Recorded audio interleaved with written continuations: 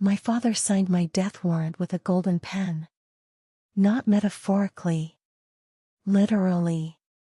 The pen was 18-karat gold, encrusted with rubies along the barrel, a gift from the Sultan of Brunei. The paper was imported from Italy, embedded with gold flakes that caught the light as he wrote. Even my execution was luxury. I watched his hand move across that paper, slow, deliberate, elegant. The same hand that had stroked my hair when I was 7. The same hand that had taught me to ride horses in the royal stables.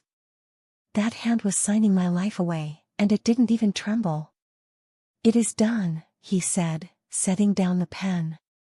He didn't look at me. Kings don't need to look at the condemned. The decree sat between us on his mahogany desk, a desk that once belonged to an Ottoman sultan, worth more than most people earn in 10 lifetimes. I could see my name at the top of the document. Princess Amira bint Abdulaziz Al Rashid. And below it, words that made my blood turn to ice: for crimes against the crown, against Allah, and against the honor of the House of Al Rashid, the sentence is death. But let me take you back. Back to the palace where this nightmare began. Back to the golden cage I called home. I grew up in the Qasr al-Noor, the Palace of Light, in Riyadh. Maybe you've seen pictures of Saudi palaces online and thought they were exaggerated. They're not.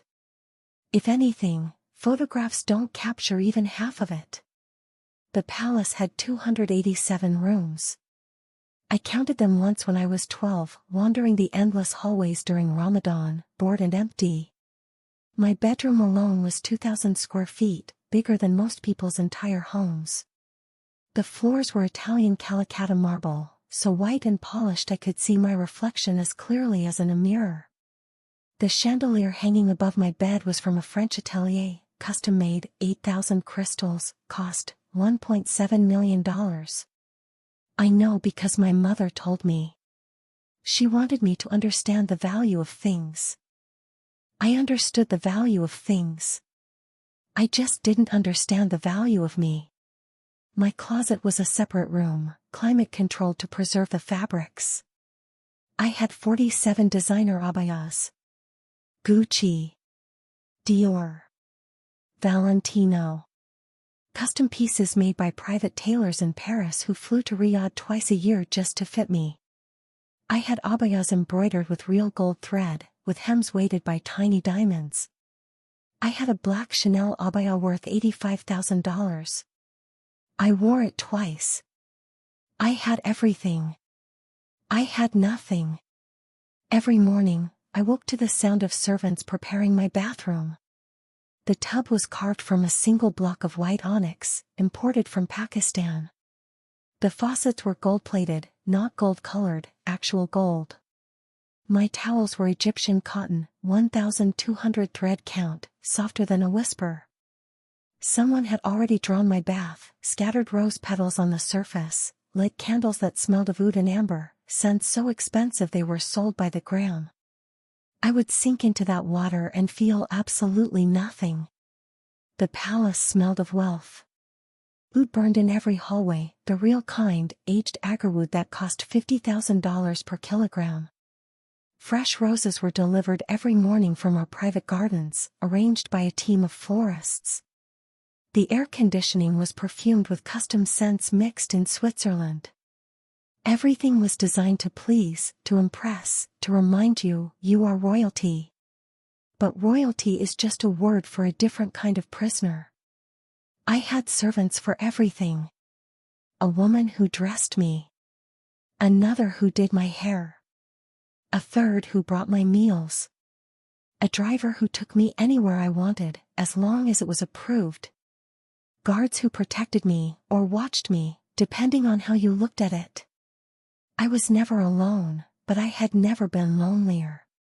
My father was His Royal Highness King Abdulaziz Al Rashid, a man whose word was law in our region, whose signature could move billions, whose anger could end lives. He ruled with absolute authority, the way his father had, and his father before him. In our family, the king's word was above question. Above appeal. Above mercy. My mother was elegant, cold, perfect. She had been raised in another royal family, married my father in an arrangement between houses.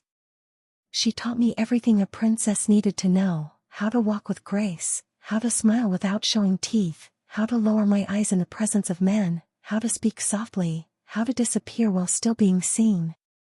"We are not women," she told me once, fastening a diamond necklace around my throat.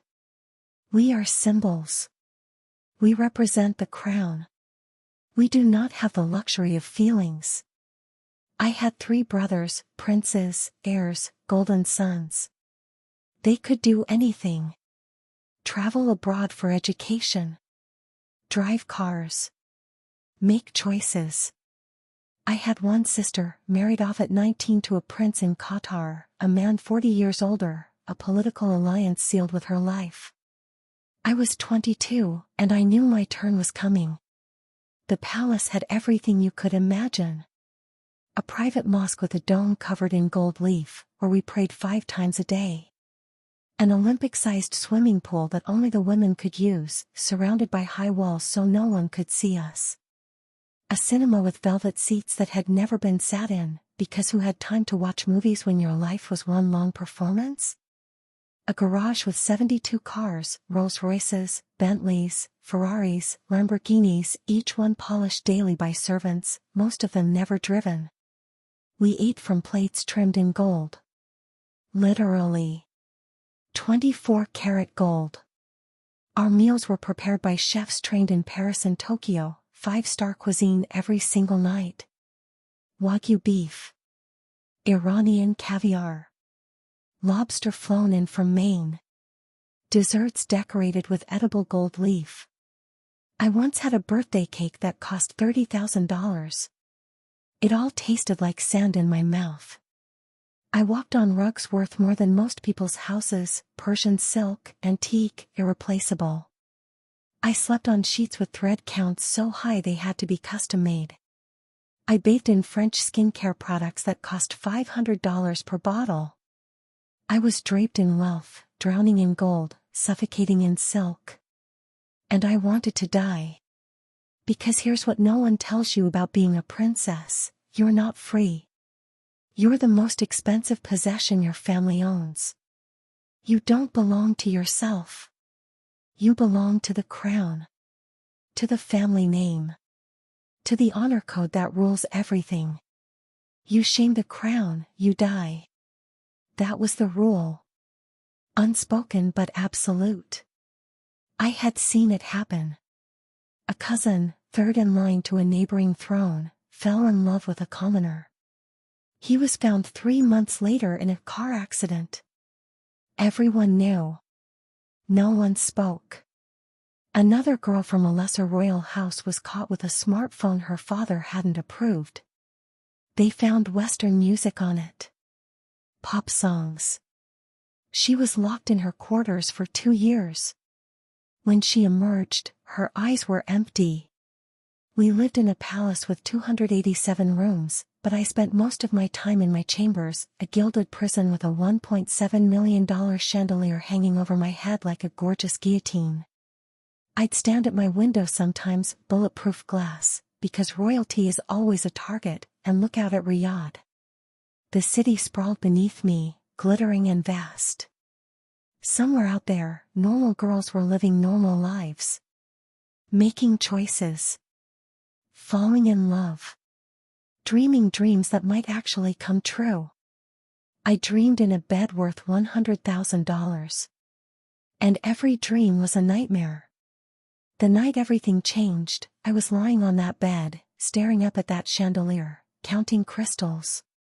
8,000. I'd counted them 100 times. It was something to do. Something to focus on besides the suffocating weight of my life. That was the night I found the book. The forbidden book.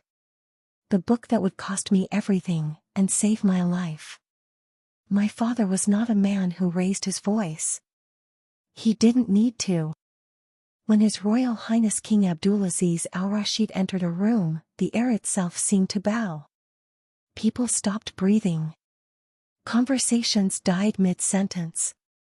Even the servants, who had worked in the palace for decades, would freeze, eyes down, waiting for permission to continue existing in his presence. He was tall, broad-shouldered, with a beard that was still more black than gray despite his 59 years. He wore his thobe perfectly white, perfectly pressed, with a bisht, a ceremonial cloak, trimmed in gold thread that cost more than a luxury car. His eyes were dark, unreadable, calculating. He had the eyes of a man who had ordered executions and slept soundly afterward. Because he had. I knew the stories. Everyone in the palace knew, even though no one dared speak them aloud. A journalist who wrote an unflattering article disappeared. A minister who questioned a decision removed, his family's assets frozen overnight. A distant cousin who spoke against the family in private, thinking his words were safe, he was found dead in his villa 3 weeks later. Heart attack, they said. He was 31. My father ruled with absolute authority, the kind that comes from generations of unchallenged power and oil wealth that could move nations. He didn't govern through fear alone, he was too sophisticated for that. He governed through something more terrifying, calm, quiet inevitability. When he wanted something done, it happened. When he wanted someone gone, they vanished. And he did it all with a soft voice and a gentle smile that never reached his eyes. He kept a dagger on his desk. Not for show. Everyone thought it was ceremonial, an antique, a family heirloom, a decorative piece from our Bedouin ancestors. It was old, yes. The handle was ivory and gold, the blade Damascus steel with patterns that looked like water frozen in metal. Beautiful. Priceless. And it had been used. This blade, he told me once when I was 16, calling me into his office after I'd questioned why I couldn't study abroad like my brothers, has tasted the blood of traitors. Family traitors. He ran his finger along the flat of the blade, almost lovingly. My grandfather used it on his own brother, a man who tried to divide the family, who put his ambitions above the crown. He looked up at me then, his eyes empty and dark as wells. Do you know what makes a traitor, Habibti? I shook my head, terrified. Disobedience. He smiled. Sit. Have tea. You're my daughter. I would never want to add your name to this blade's history. The threat was clear. The love was conditional. And the dagger stayed on his desk. The announcement came on a Thursday evening in December. I remember because Thursday was the beginning of our weekend, the day the palace relaxed slightly, when father sometimes joined us for dinner instead of eating alone in his chambers or at a state function. That night, he summoned the entire family to the formal dining room. Not the family majlis where we usually gathered. The formal dining room, the one reserved for state dinners and visiting dignitaries. The one with the table that sat 40 people, handcrafted in Italy from a single massive walnut tree. The one beneath the chandelier that had 10,000 crystals and cost $2.3 million. I counted those crystals once too, during a dinner for a delegation from Kuwait where I wasn't allowed to speak, only smile and nod and exist as proof of our family's grace and beauty. When we entered, my father was already seated at the head of the table. My mother sat to his right, her face perfectly composed, unreadable. My 3 brothers were there, Faisal, the crown prince, Mohammed, the spare, and Khalid, the youngest son, still studying in London but called home for this occasion. That should have been my first warning. Khalid never came home during term unless something significant was happening. My sister Latifa appeared on a video screen mounted on the wall, calling in from Doha, where she lived in her husband's palace, a bride purchased for political alliance. She looked older than her 27 years. Tired. The light had gone out of her eyes on her wedding day and never returned. Sit, Amira, my father said, gesturing to a chair far down the table, distant from him. Isolated. A servant pulled out my chair, Louis XVI style, upholstered in silk, worth more than he'd earned in 5 years of service. I sat. My hands were shaking. I pressed them into my lap, into the fabric of my powder blue Valentino abaya, trying to stop the trembling. Something was wrong. Terribly wrong. The servants brought food, dishes I didn't see, couldn't process. My father ate slowly, deliberately, making conversation with my brothers about oil prices, about a meeting with the American ambassador, about Faisal's upcoming trip to Abu Dhabi. Normal things. Casual things. But nothing about this was normal. My mother hadn't looked at me once. Finally, after what felt like hours but was probably 20 minutes, my father set down his fork. He dabbed his mouth with a linen napkin, Egyptian cotton, monogrammed with our family crest in gold thread. Then he folded it carefully and placed it beside his plate. The room fell silent. "Amira," he said, his voice soft, almost kind. "You are 22 years old. You have been blessed with beauty, intelligence, and the privilege of being born into this family. You have responsibilities. Duties." My heart was pounding so hard I could hear it in my ears. "I have received a proposal for your hand in marriage." The words hit me like a physical blow. I'd known this was coming, I'd always known, but knowing and experiencing are two different things. "From whom, father?" I managed to whisper. "His Royal Highness Prince Rashid bin Sultan Al Masroui. Of the Al Masroui family, our allies in the Emirates. He is a widower, recently lost his wife to cancer. He is looking for a new bride, a woman of royal blood, of impeccable reputation, who can give him more sons and represent his house with dignity." My brother Faisal was nodding approvingly. "The Al Masroui alliance would be strategically important, father. Their oil refineries, combined with our distribution networks." "I am not talking about business, Faisal," my father interrupted, though his eyes glinted with satisfaction. "I am talking about your sister's future. Her happiness." Happiness. The word was a joke, and we all knew it. "How old is he?" I asked, my voice barely audible. My father paused. "Age is irrelevant in matters of compatibility and family alliance." "How old, father?" 63. The room tilted. 63. I was 22. He was 63. 41 years older than me. Old enough to be my grandfather. "He has 5 children already," my mother added, speaking for the first time, her voice cool and measured. "All adults.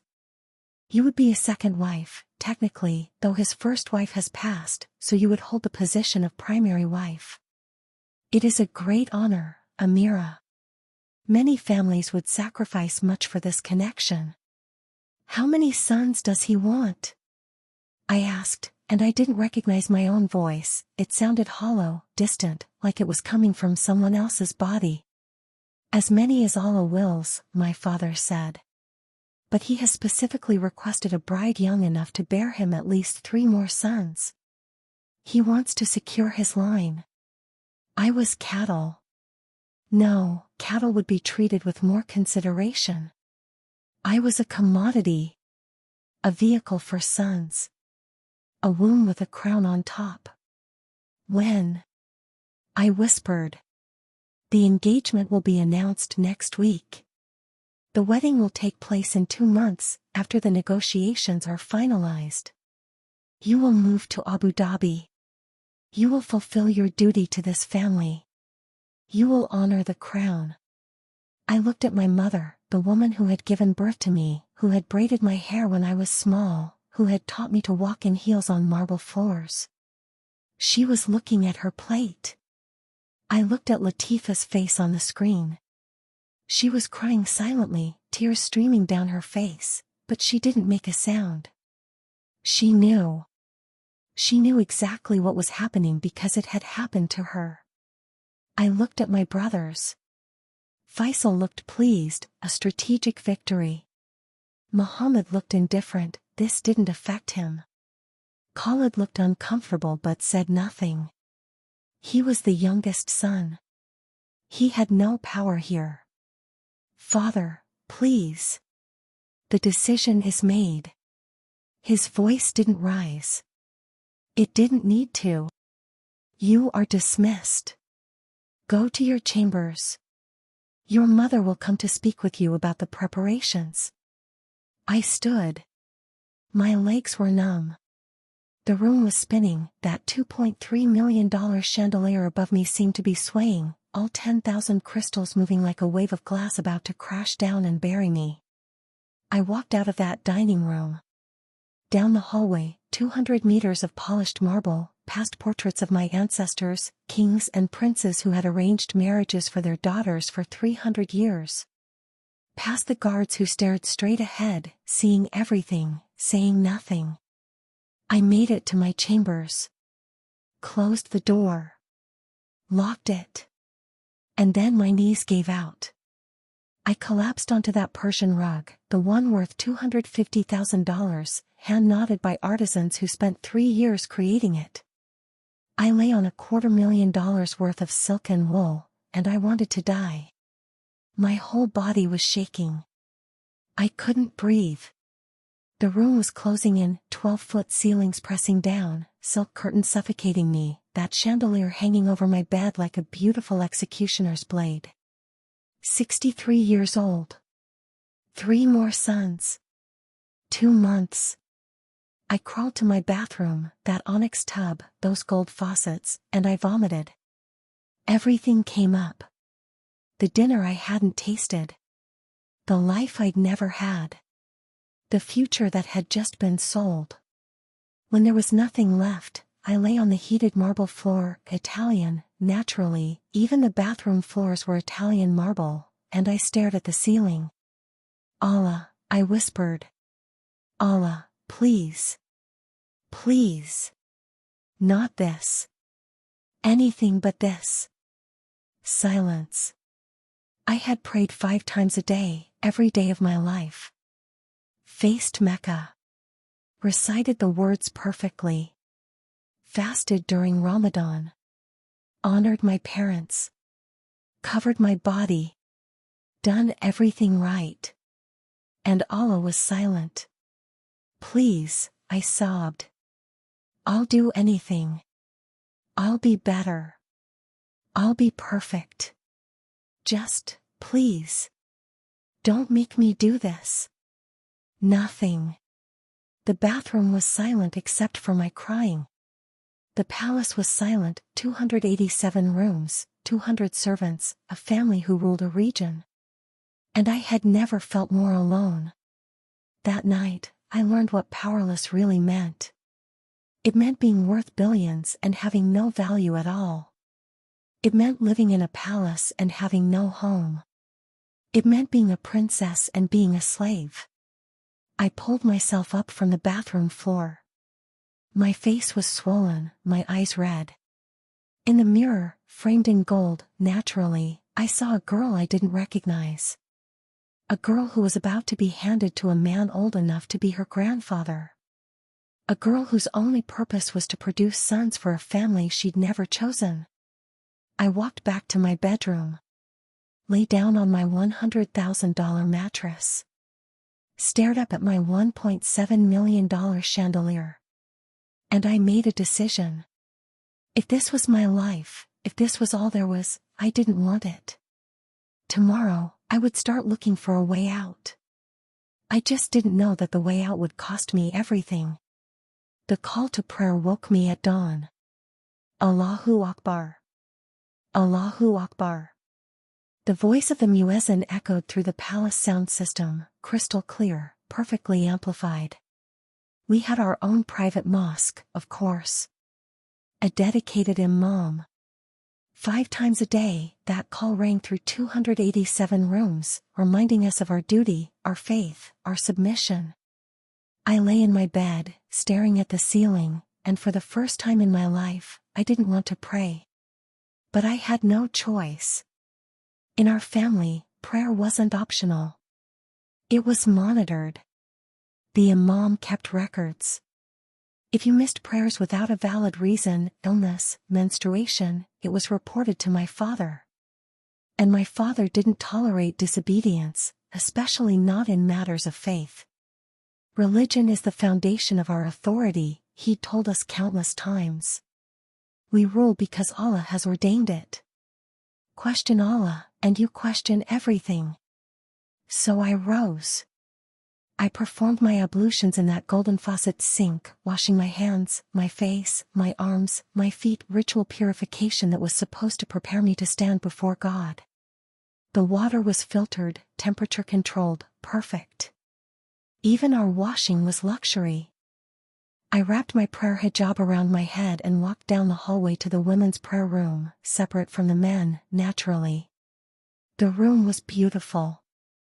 The carpet was cream-colored Persian silk, soft as clouds beneath my bare feet. The walls were decorated with calligraphy in gold leaf, verses from the Quran, declarations of Allah's greatness. The mihrab, the niche indicating the direction of Mecca, was carved marble inlaid with precious stones. My mother was already there, standing in position.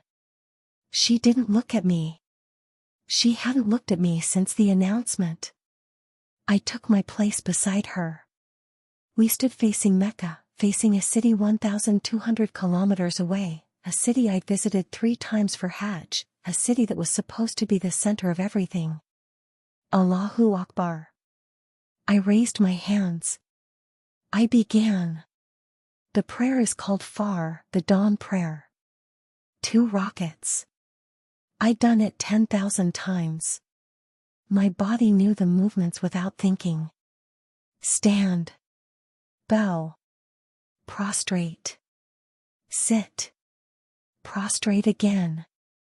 Rise. Repeat. Subhana Rabbil Adhim. Glory be to my Lord, the Most Great. Subhana Rabbil A'la. Glory be to my Lord, the Most High. I recited Al-Fatiha, the opening chapter of the Quran, the prayer we repeated multiple times every single day. Bismillahirrahmanirrahim. Alhamdulillahi Rabbil Alamin. In the name of Allah, the Most Gracious, the Most Merciful. All praise is due to Allah, Lord of all the worlds. The words came automatically. My mouth formed them. My body moved through the motions. But my heart was screaming. Where are you? Where have you been? Why won't you answer me? I pressed my forehead to that silk carpet, $180 per square foot, imported from Iran, the finest prayer carpet money could buy. My forehead touched a fortune, and I felt nothing. Allah, please, I whispered during my prostration, adding my own plea to the ritual words. Please don't make me marry him. Please. I've been faithful. I've been obedient. Please. Silence. Not the peaceful silence of divine presence. The empty silence of abandonment. I finished the prayer. My mother stood, rolled up her prayer mat. Even our prayer mats were designer, silk brocade with our family crest embroidered in the corner, and left without a word. I stayed on the floor. Around me, the palace was waking up. I could hear servants in the hallways, preparing for the day. I could smell coffee brewing in the kitchens, Turkish coffee, dark and thick, prepared in copper pots that cost $400 each. The smell of fresh bread from the palace bakery. Food burning in the incense holders. All of it felt like a beautiful lie. For the next 3 weeks, I prayed harder than I'd ever prayed in my life. 5 times a day, I was there in that prayer room. Far at dawn. Dur at noon. Asr in the afternoon. Maghrib at sunset. Isha at night. Every prayer, I showed up. Every prayer, I begged. Allah, show me a way out. Allah, Change my father's heart. Allah, let Prince Rashid reject me. Let him choose someone else. Anything. Please. Nothing changed. The wedding preparations continued around me like I was already dead and they were planning my funeral. Servants came to my chambers with fabric samples, silk from India, lace from France, crystals from Austria. My wedding dress was being custom-made in Paris by a designer who dressed European royalty. Cost $340,000. For a dress I'd wear once, to marry a man I'd never met, to begin a life I didn't want. My mother brought me bridal magazines. You should be excited, Amira. This is every girl's dream. Every girl's dream. A 63-year-old husband. A role as a baby-making machine. A life in a foreign palace, away from everything I'd ever known, serving a man who'd already buried one wife and wanted me young and fertile enough to give him 3 more sons before my body gave out. I don't want this, Ummi, I whispered. She closed the magazine. Her face was hard. Want is a luxury we don't have. I didn't want your father when they arranged our marriage. I was 17. He was 34. I didn't know him. I didn't love him. But I did my duty. And you will do yours. Were you happy? She stood, smoothing her abaya, Dior, black silk, embroidered with tiny pearls. Happiness is not the point. Honor is the point. Family is the point. The crown is the point. She walked to the door, then paused. Your grandmother was married at 15 to a man of 50. She gave him 8 children and never complained once. You are stronger than you think, Amira. You will survive this. Survive. Not thrive. Not live. Not be happy. Survive. That was the best I could hope for. I started praying in the private mosque, not the women's prayer room, but the actual mosque at the center of the palace. It was the most beautiful room in the entire compound. The dome was covered in gold leaf, real gold, 24 karat, applied by artisans from Morocco who'd spent 18 months on the project. The chandelier hanging from the center of the dome was imported from Turkey, hand-blown glass in blues and greens and golds, cascading down like frozen water. The carpet was the finest in the kingdom, hand-knotted silk and wool, deep burgundy, with patterns that seemed to shift as you walked across it. Cost $1.2 million. I had prayed in the most beautiful mosque in the region, on carpets worth more than most people's homes, beneath a dome gilded in gold. And Allah felt further away than the moon. I would go there between the required prayers, in the quiet hours when no one else was around, when even the imam had retreated to his quarters. I'd slip in barefoot, the silence so complete I could hear my own heartbeat echoing off the marble walls. I'd kneel on that $1 million carpet and pour out my heart. Allah, I've done everything right. I've covered myself. I've lowered my gaze. I've obeyed my parents. I've memorized your words. I've fasted. I've given charity. What more do you want from me? The only answer was the echo of my own voice. I tried everything. I prayed longer. I recited more Quran, I'd memorized large portions of it as a child, and now I went through surah after surah, hoping that somehow the right combination of words would unlock heaven's attention. Qul huwa Allahu ahad. Say, He is Allah, the One. Rabbi inni lima anzalta alayya min Karen fakir. My Lord, indeed I am in need of whatever good you send down to me. I fasted on days when fasting wasn't required, Mondays and Thursdays, the days the Prophet supposedly fasted. Maybe Allah would notice. Extra devotion. Maybe He'd reward it. Maybe He'd save me. He didn't. I gave charity, secretly, because we weren't supposed to handle money directly, but I had jewelry, and I'd slip pieces to trusted servants to sell and distribute to the poor. Surely that would count for something. Surely Allah noticed. He didn't seem to. I wore my hijab even in my private chambers, even though only women servants saw me there. I kept my prayers so perfect that the Imam himself commended me to my father.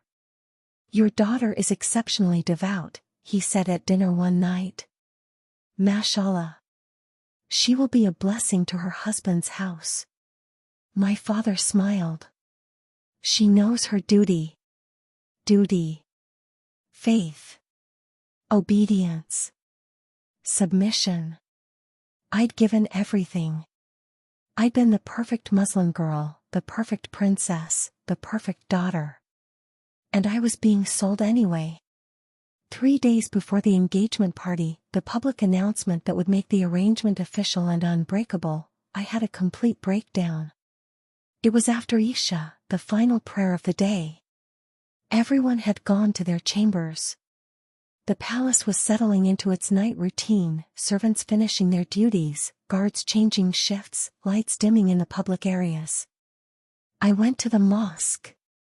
I walked barefoot across that burgundy silk carpet, past the marble pillars, beneath that golden dome, and I collapsed in the center of the room. And I screamed. Not loud, I couldn't risk anyone hearing me, couldn't risk being labeled unstable or difficult. But I screamed inside my hijab, into my hands, a sound that came from somewhere so deep I didn't know it existed. Where are you?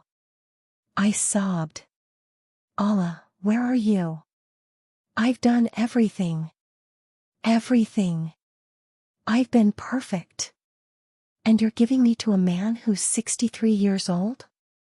You're condemning me to a life of being used and discarded? This is your plan? This is your mercy? I was prostrate on the floor, forehead pressed to silk and wool worth more than most people earn in a lifetime, and I felt nothing but emptiness. I've prayed 5 times a day, every day, for 22 years. I've never missed. Not once.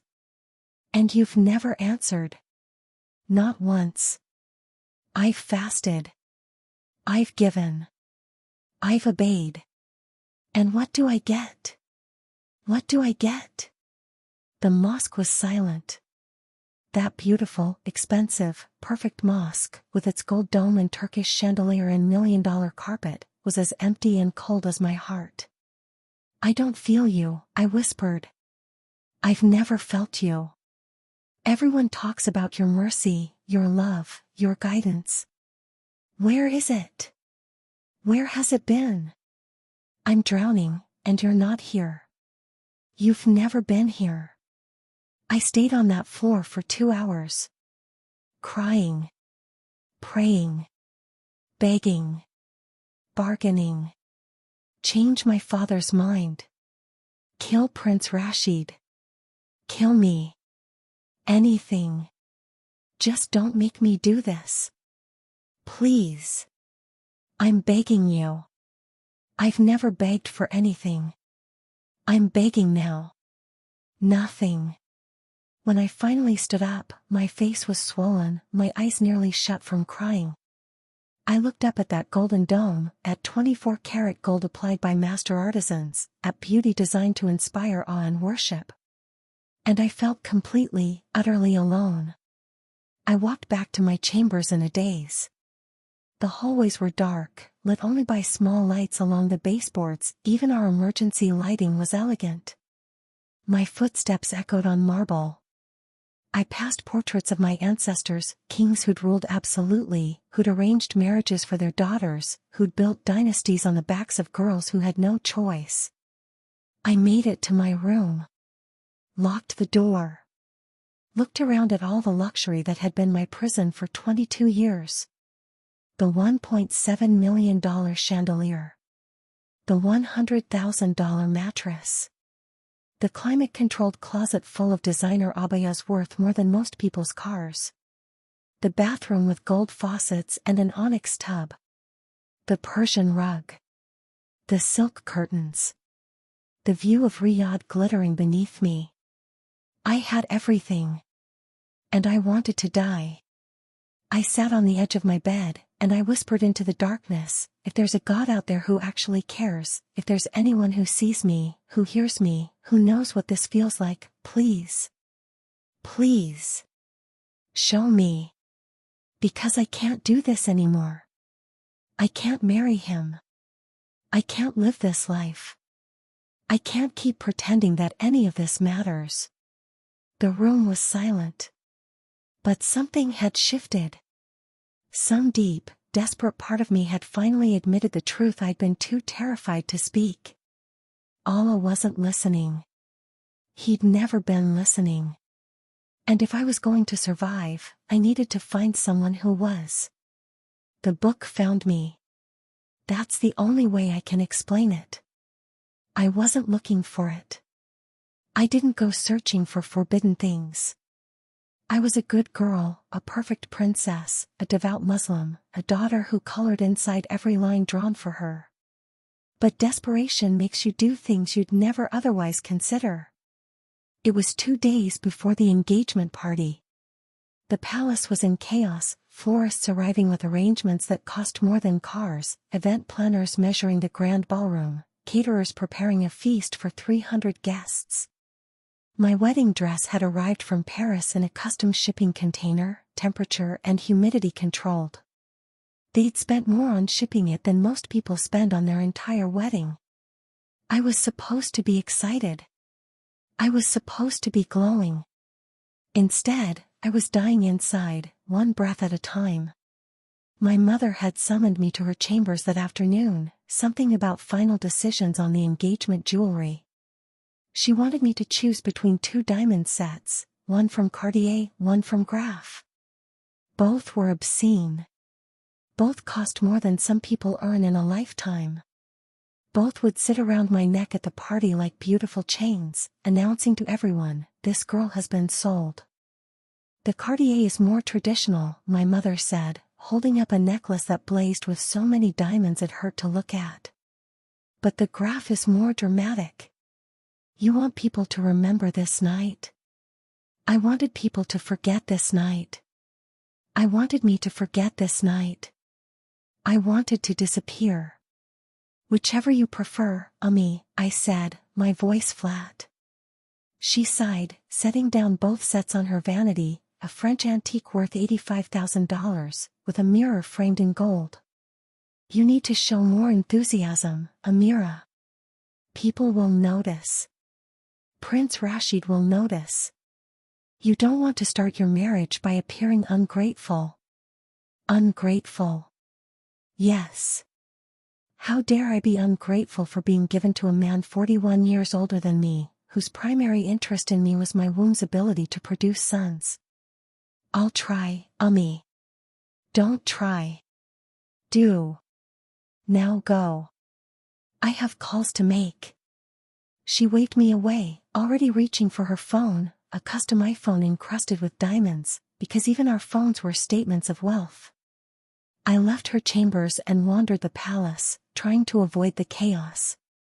Trying to avoid everyone. I ended up in a part of the palace I rarely visited, the old wing, where guest suites sat empty most of the year, used only when we had visiting dignitaries or extended family. The hallways here were quieter. The marble was just as expensive, the carpets just as fine, but the silence was deeper. No servants rushing around. No family members making demands. Just empty, beautiful rooms full of furniture that no one used. I pushed open a door at random, a guest suite, decorated in cream and gold, with a bed that probably hadn't been slept in for months. There was a sitting area by the window, overlooking the palace gardens. I walked over and sank into a chair, Louis XVI, silk upholstery, antique, priceless. And that's when I saw it. On the side table, partially hidden under a decorative pillow, was a book. Not a Quran, I knew what those looked like, the green covers, the Arabic calligraphy, the reverence with which they were always displayed. This was different. Smaller. The cover was worn, dark leather, with no title visible. It looked old, used, loved. It looked forbidden. My heart started pounding. I looked around, the room was empty, the door closed. No cameras in the guest suites, even my father's paranoia had limits. I was alone. I shouldn't touch it. I knew I shouldn't. In our house, in our culture, in our faith, there were rules about what books you could read, what ideas you could be exposed to. The Quran was sacred. Hadiths were acceptable. Islamic scholarship from approved sources, fine. Everything else was dangerous, corrupting, haram. But I was 2 days away from being engaged to a man I'd never met, who was old enough to be my grandfather, who wanted me for one reason only. What did I have to lose? I picked up the book. The moment my fingers touched the leather, something shifted in the room. The air felt different, heavier, charged, like right before a thunderstorm. My hands were shaking as I opened it. The first page I saw had words in English. I'd been educated by British tutors, spoke English fluently, though we rarely used it in the palace. At the top of the page, the Gospel according to John. My breath caught. Gospel. I knew that word. Gospel meant Christian. This was a Christian book. A Bible. In my father's palace. Someone could be killed for this. Literally killed. Possessing Christian materials in Saudi Arabia was illegal. Possessing them in the royal palace was unthinkable. If this was found, if I was caught with it, if anyone knew, I should put it down. I should walk away. I should report it to my father, let him deal with whoever had been stupid enough to bring this into our home. Instead, I started reading. In the beginning was the Word, and the Word was with God, and the Word was God. I read it again. And again. Something about those words, they felt different from anything I'd ever read. The Quran was commands, laws, warnings, instructions. This was something else. Something that felt almost like poetry, but deeper. I flipped through the pages. My eyes caught random verses, scattered passages that made no sense to me but somehow wouldn't let me look away. For God so loved the world that he gave his one and only Son, that whoever believes in him shall not perish but have eternal life. God loved the world? Allah was described as merciful, yes, but love? And what did it mean that he gave his Son? I'd been taught that Jesus, Isa, was just a prophet, an important one, but just a man. This book was saying something completely different. Come to me, all you who are weary and burdened, and I will give you rest. Rest. When was the last time I'd felt rest? When had I ever not been weary, burdened, crushed under the weight of expectations and duty and rules I didn't choose? I am the way and the truth and the life. No one comes to the Father except through me. Jesus was claiming to be the way? The only way? Not one prophet among many, but the way? That was blasphemy. That was shirk, the worst sin in Islam, associating partners with Allah. But something in those words grabbed hold of something in my chest and wouldn't let go. I sat in that empty guest room, in a chair worth more than most people's cars, in a palace built on royal wealth and absolute power, and I read a book that could get me killed. I don't know how long I sat there. An hour? 2. Time disappeared. The words on those pages were like water to someone dying of thirst. I didn't understand half of what I was reading, but I couldn't stop. Finally, I heard footsteps in the hallway, servants, probably, preparing the guest wing for the engagement party guests who'd be arriving tomorrow. I couldn't be found here. I couldn't be caught with this. I looked at the book in my hands. I should leave it. I should put it back under that pillow and walk away and forget I ever saw it. Instead, I tucked it inside my abaya. The fabric was loose enough, designed for modesty, perfect for hiding things, and I walked out of that room. My heart was hammering so hard I thought everyone could hear it. Every step back to my chambers felt like walking toward either salvation or execution. Every guard I passed, I was certain they could see through the silk, could see the forbidden book pressed against my ribs, could sense my betrayal of everything I'd been raised to believe. But no one stopped me. No one even looked at me twice. Servants bowed their heads as I passed. Guards stood at attention. I was invisible the way royalty is always invisible, too important to really see, too elevated to be questioned. I made it to my chambers. Locked the door. Leaned against it, breathing hard. I pulled the book out and stared at it. What was I doing? This was insane. This was dangerous. This could destroy everything. But everything was already destroyed. My life was already over. In 2 days, I'd be engaged. In 2 months, I'd be married. In a year, I'd probably be pregnant with the first of the 3 sons Prince Rashid wanted from my young body. What did I have to lose? That night, after everyone had gone to sleep, after the palace had settled into its late-night quiet, I pulled the book out from under my mattress. Yes, I'd hidden it there, like a criminal, like a child with a contraband magazine, and I started reading for real. I sat on my bed, that $100,000 mattress with Egyptian cotton sheets, and I read by the light of my phone, keeping the brightness low so no one would see light under my door. Every few minutes, I'd stop and listen. Footsteps in the hallway? Servants? Guards? My father's soft, terrifying voice calling my name? Every sound made my heart stop. But I kept reading. I started at the beginning of John's Gospel and worked my way through. Some of it made no sense, references to places I'd never heard of, cultural contexts I didn't understand, theological concepts that contradicted everything I'd been taught. But some of it broke me open. He came to that which was his own, but his own did not receive him. Yet to all who did receive him, to those who believed in his name, he gave the right to become children of God. Children of God. Not slaves. Not servants. Not subjects desperately trying to earn approval from a distant, silent deity. Children.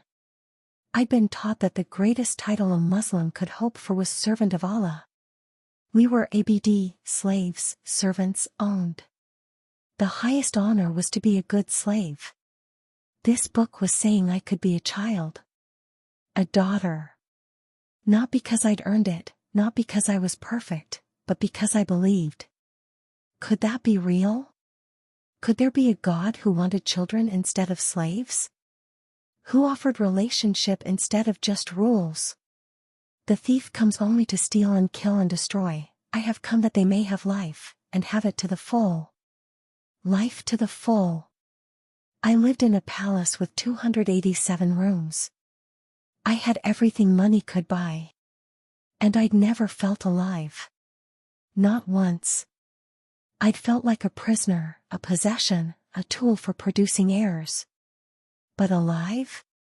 Never. What would it feel like to actually be alive? I kept reading, night after night. Every night after Isha prayer, I'd go to my chambers, lock the door, check for cameras and servants, and pull out that forbidden book. I read about Jesus healing people, not because they deserved it, not because they'd earned it, but because he had compassion. I read about him touching lepers, speaking to prostitutes, dining with sinners. In my world, royalty didn't touch common people. We didn't associate with those beneath us. We certainly didn't show mercy to those who'd broken the rules. But Jesus did. I read about him challenging the religious leaders, the ones who made rules and piled burdens on people and cared more about appearance than truth. That sounded familiar. Uncomfortably familiar. I read the story of the woman caught in adultery, how they brought her to Jesus, ready to stone her, demanding he condemn her. And he said, "Let any one of you who is without sin be the first to throw a stone at her." They all walked away. And then Jesus said to her, "Neither do I condemn you. Go now and leave your life of sin. No condemnation. Just mercy. Just an invitation to something better. I'd been taught that God, Allah, was watching constantly, recording every sin, keeping a ledger that would be opened on Judgment Day. Every wrong thing I'd ever done, thought, felt, all of it written down, waiting to condemn me. But this Jesus didn't seem interested in condemnation. He seemed interested in rescue. One night, I found this verse, "For it is by grace you have been saved, through faith, and this is not from yourselves, it is the gift of God, not by works, so that no one can boast." I read it 5 times. 10 times. 20. Not by works. My entire life had been works. Prayer 5 times a day, work. Fasting, work. Covering myself, work. Obeying my parents, work. Memorizing Quran, work. Being perfect, work, work, work. And it was never enough. I was never enough. But this verse was saying, what? That it wasn't about what I did? That it was a gift? That I couldn't earn it, couldn't work for it, couldn't achieve it? That was the opposite of everything I'd been taught. In Islam, salvation, if you could even call it that, was a scale. Good deeds on one side, bad deeds on the other. You hoped the good outweighed the bad. You hoped Allah was merciful. You hoped you'd done enough. But you never knew. You could never know. Even the Prophet Muhammad supposedly said he didn't know if he'd make it to paradise. If the Prophet didn't know, how could I? But this book was talking about something different. About knowing. About certainty. About a gift that couldn't be earned but could be received. Could that be real? The night before my engagement party, I couldn't sleep. Tomorrow, I would stand in the grand ballroom in a dress that cost more than most people's homes, wearing diamonds worth more than most people earn in a lifetime, and I would smile as my father announced my engagement to Prince Rashid bin Sultan. Al-Masrui, a man 41 years older than me, a man who wanted me for my womb, a man I'd never met. And my life would be over. I pulled out the book one more time. I'd read through John's Gospel twice now, and I'd started on the other Gospels, Matthew, Mark, Luke. The same story told from different perspectives, but all pointing to the same radical, impossible, dangerous truth. Jesus claimed to be God. Not a prophet. Not a messenger. God himself, in human flesh. And he died, willingly, so that people could be forgiven. Not because they earned it. Not because they deserved it. But because he loved them. Love. That word again. The word I'd almost never heard in connection with God. I turned to a verse I'd marked. Yes, I'd started marking pages, folding corners, underlining sentences with a pen I'd stolen from my father's office. If I was going to be executed for possessing this book, I might as well really read it. Greater love has no one than this, to lay down one's life for one's friends. Jesus had laid down his life. Willingly. For people who didn't deserve it. For sinners and failures and broken people. For people like me. I closed the book and pressed it against my chest, feeling the warm leather, feeling the weight of it, physically light, but somehow heavy with meaning, with possibility, with terrifying hope. Jesus, I whispered into the darkness of my chambers, my voice barely audible even to myself. I don't know if you're real. I don't know if any of this is true. But if it is, if you're really who this book says you are, I need you. I need someone who sees me. Someone who hears me. Someone who actually cares. The room was silent. My $1.7 million chandelier hung motionless above me. The silk curtains didn't move. No thunder. No lightning. No voice from heaven. Just silence. But it felt different from the silence that followed my prayers to Allah. That had been emptiness. This felt like anticipation. Like someone was listening. Like someone was waiting for me to take one more step. I don't know how to do this, I whispered. I don't know what I'm supposed to say or do. But this book says you came to give life. Real life. And I've never had that. I've had everything except that. So, if you're real, show me. Please. I'm begging you. Show me you're real. I waited. And waited. Nothing happened. I set the book back under my mattress and lay down. Tomorrow was the engagement party. Tomorrow, my fate would be sealed. Tomorrow, I would become the property of Prince Rashid, and whatever chance I had at a different life would be gone forever. I closed my eyes. And I didn't know that the answer to my prayer was already on its way. That in less than 24 hours, everything would change. That Jesus was about to do what I'd asked, show me he was real. And that it would cost me everything. The engagement party was a spectacle. They transformed the grand ballroom into something out of a fairy tale, if fairy tales included $2 million in flowers, crystal chandeliers that weighed more than cars, and tables set with gold-plated everything. White roses and orchids cascaded from the ceiling. Candles, hundreds of them, each one in a hand-cut crystal holder, lined every surface. The floor had been polished until it reflected like a mirror. 300 guests. Kings and princes from neighboring states. Business magnates. Politicians. Diplomats. Everyone who was anyone in the Gulf region. All of them there to witness the joining of two royal houses, the sealing of alliances, the transfer of one more princess from her father's possession to her husband's. I stood in my dressing room, a suite they'd set up just for tonight, with a team of 5 people working on me for 3 hours. Hair. Makeup. Nails. The dress, custom elisab, white and gold, encrusted with thousands of crystals, so heavy I could barely move. The diamonds, they'd chosen the graph set in the end. The necklace alone weighed 2 pounds. I could feel it pressing against my throat like a beautiful noose. In the mirror, I looked like a princess from a magazine. Perfect. Elegant. Worth every penny of the millions they'd spent on this evening. I looked like a corpse. Smile, princess, the makeup artist said, applying another layer of lipstick. Tom Ford, $60 per tube, the color called Indian Rose. This is your special night. Special. Yes. The night my life ended was very special. My mother appeared in the doorway, resplendent in a burgundy gown, dripping in rubies. She surveyed me critically, walking around me like I was a sculpture she was inspecting for flaws. Perfect, she finally said.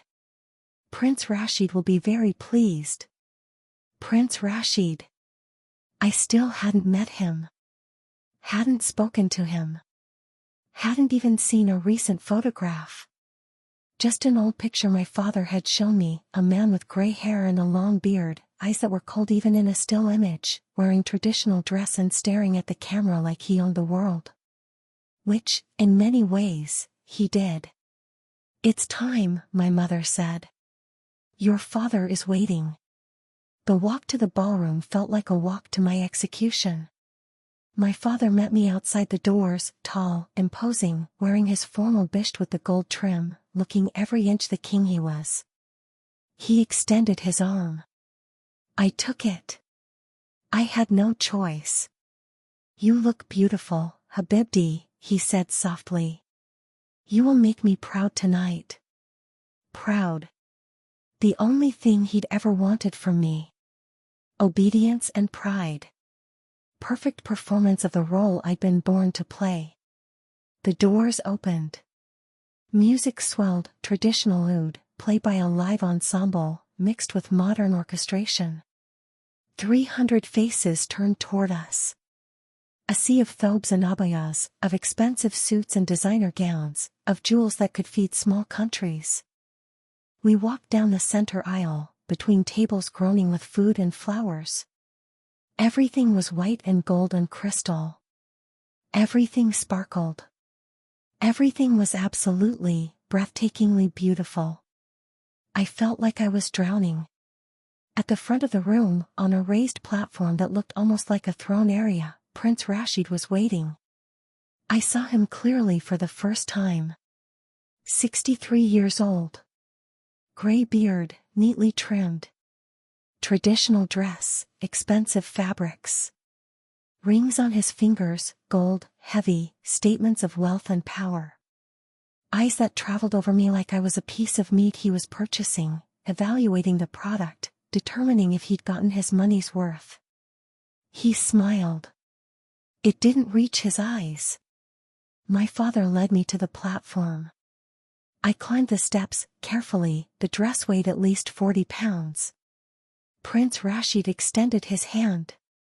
I took it. His skin was dry, papery. His grip was firm, possessive. Princess Amira, he said, his voice gravelly. I am honored. I said nothing. I'd been coached, smile, lower your eyes, speak only if directly asked a question. Be modest. Be demure. Be grateful. Be silent. My father stepped forward, raising his hand. The room fell instantly quiet.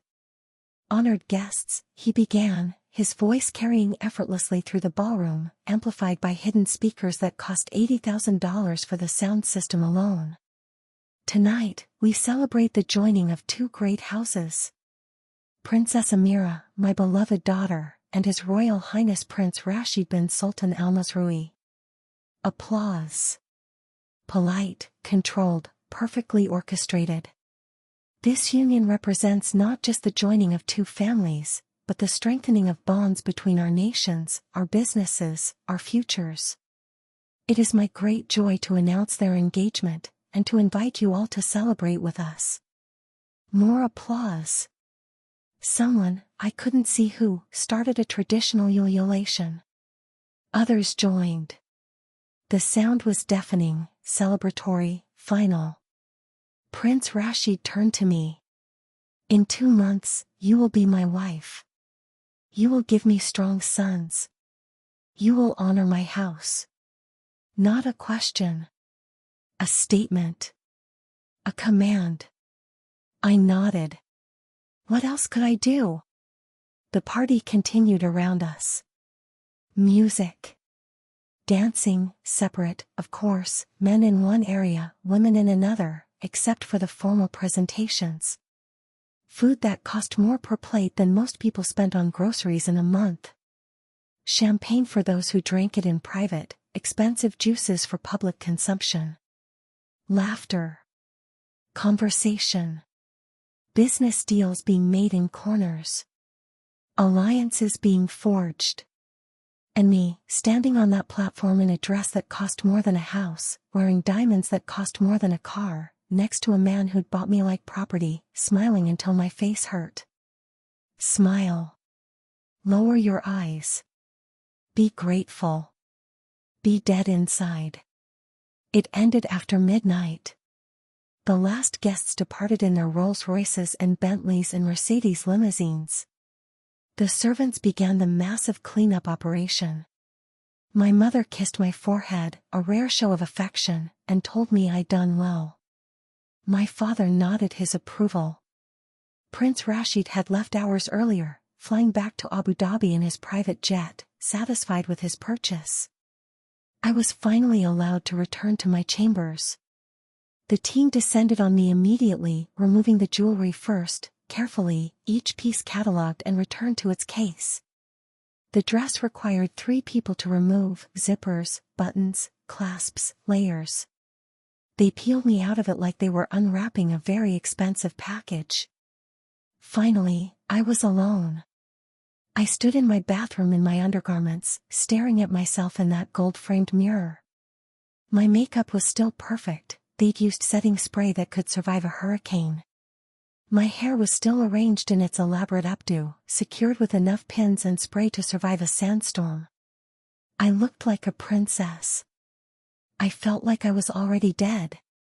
I removed the makeup slowly, mechanically. Washed my face. Unpinned my hair. Changed into a simple nightgown. Even my sleepwear was silk, even my most private moments were luxury. It was 3 a.m. The palace was silent. 200 servants, my family, guards, all of them asleep. The building that was never truly quiet had finally settled into the deep silence of the early morning hours. I should sleep. I was exhausted, physically, emotionally, spiritually. The engagement was done. In 2 months, I'd be married. My fate was sealed. I should accept it, the way my mother had, the way my sister had, the way princesses had for generations. But I couldn't. I walked to my bed and pulled out the book from under my mattress. The Bible. The forbidden thing. The dangerous truth. I knelt on that Persian rug, the one worth $250,000, hand-knotted by artisans who'd spent 3 years creating it. I knelt in a room with 12-foot ceilings, silk curtains, a chandelier worth more than most people's homes. I had everything. And I had never felt more desperate. Jesus, I whispered into the darkness. Jesus, if you're real, if anything in this book is true, I need you now. Not tomorrow.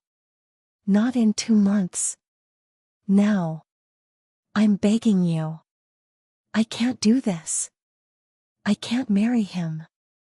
I can't live this life. I can't. My voice broke.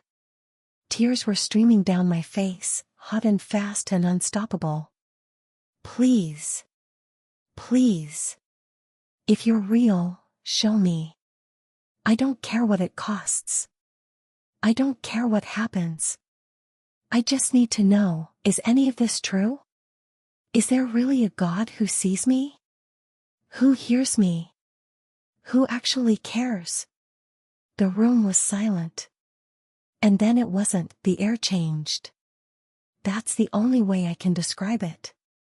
The temperature, the pressure, the very atoms that made up the space around me, everything shifted.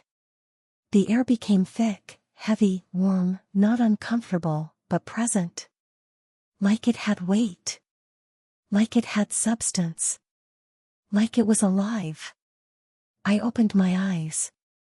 And he was there. Jesus. Standing by my window, the floor-to-ceiling window that overlooked Riyadh, bulletproof glass, curtains that cost $15,000. He was just there. I should have been terrified. I should have screamed. I should have thought I was hallucinating, having a breakdown, losing my mind. But I wasn't afraid. He wore simple clothes, not royal robes, not expensive fabrics, just a plain tunic the color of cream, a simple cloak. Nothing fancy. Nothing impressive by palace standards. But he was more regal than any king I'd ever seen. His presence filled the room, not physically, but somehow more than physically. Like he was more real than the furniture, more solid than the walls, more present than anything I'd ever experienced. Everything else in the room, my expensive chandelier, my silk curtains, my priceless rug, suddenly looked like cheap imitations of reality. Like they were shadows, and he was substance. His face, I can't fully describe it. Not because I don't remember, but because words aren't enough. Kind. Strong. Full of sorrow and joy at the same time. Ancient and young. Familiar even though I'd never seen him before. But his eyes. Oh, his eyes. They held everything. Every star in the universe. Every moment of time. Every thought I'd ever had. Every pain I'd ever felt. Every secret I'd ever hidden. He looked at me, and I felt completely, utterly seen. Not evaluated. Not judged. Just seen. Known. Understood in a way I'd never been understood before. And he smiled. Not the cold smile of my father. Not the possessive smile of Prince Rashid. Not the controlled smile of my mother. A smile that said, I've been waiting for you. I've been here all along. I heard every prayer. I saw every tear. And I came. He spoke.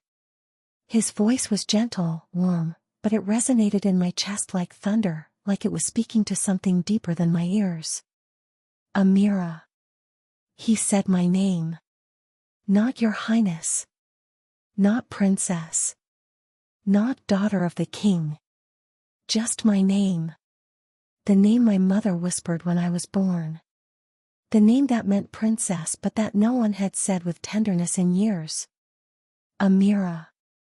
I broke.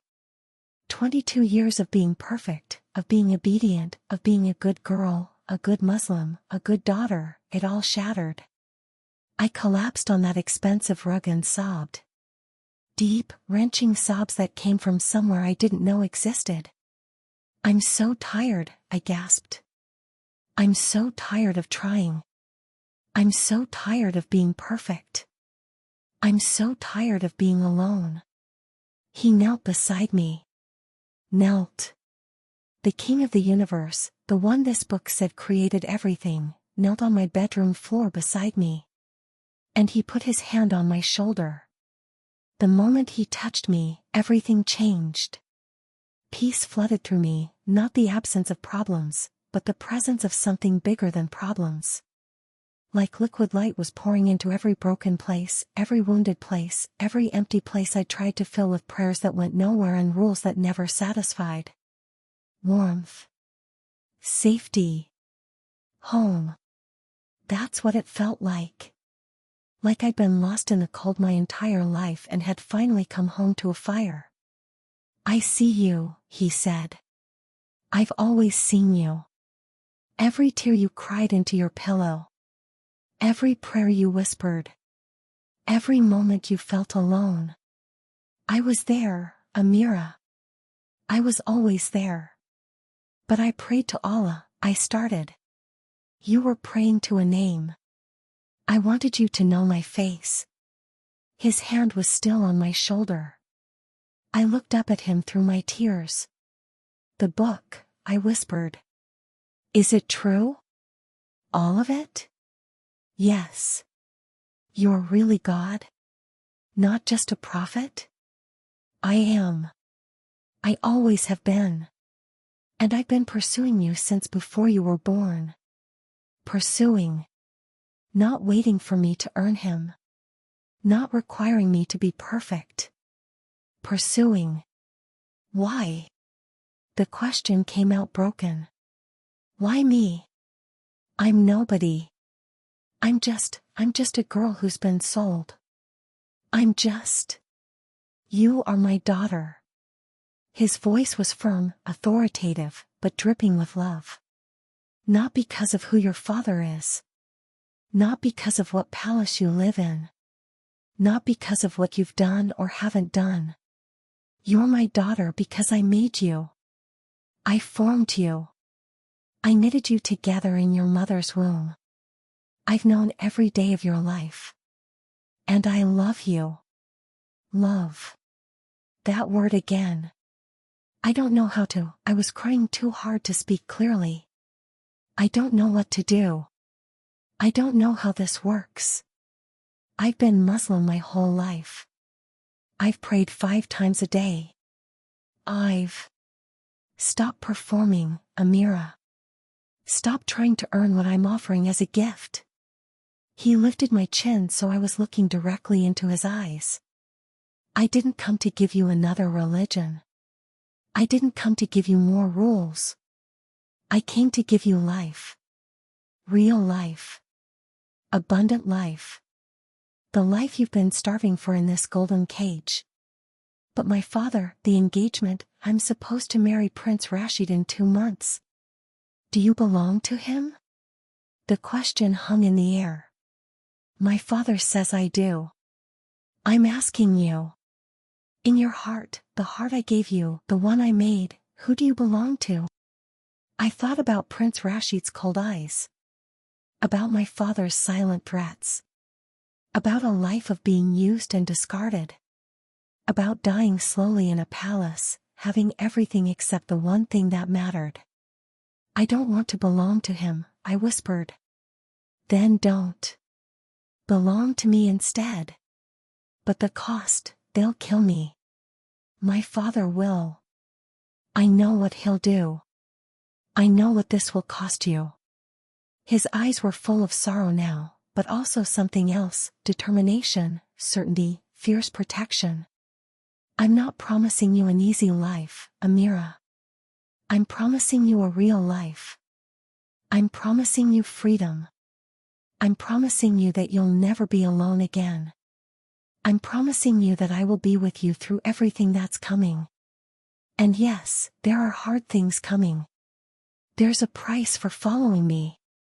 He paused, his hand moving from my shoulder to my cheek, wiping away tears with his thumb. But I'm worth it. And you're worth it. You're worth everything to me. That's why I died for you. That's why I rose again. That's why I'm here now. Because I refuse to let you drown in this palace. I refuse to let you die in that marriage. I refuse to let you spend your life believing you're nothing but a possession to be traded. What do I do? I asked. What do I? Give me your life. All of it. The broken parts.